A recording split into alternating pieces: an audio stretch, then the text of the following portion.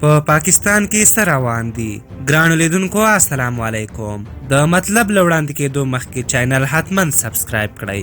په پاکستان کې د ژوند اخیستونکي ناروغۍ HIV ایډز ناروغان زیات شوي.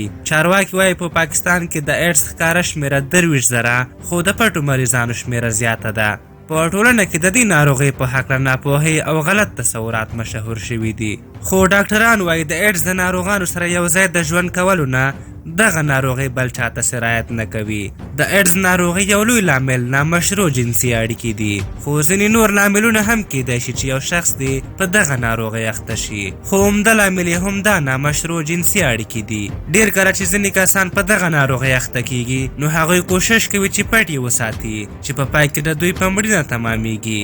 د دې موضوع ترڅنګ یو بل لوی څه چې په پاکستان کې روان دي هغه چین ته د پاکستاني ښځو قاچاق ده. په چین کې د نفوسو د لیمټ ټاکلو سره په دغه هیواد کې ښځینه نسل کم شوی او زیاتره چینایان کوشش کوي چې له هیواده باندې ودونه وکړي، چې ځینې پاکستان ته ځي او له پاکستاني نجونو سره ودونه کوي.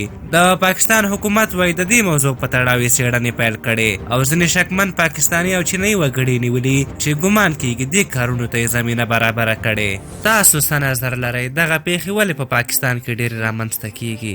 خپل نظرونه مو راته په کومنټ کې ولیکئ. تر بلې ویډیو مو په لوی او بخښونکي خدای سپارم. د الله په امان.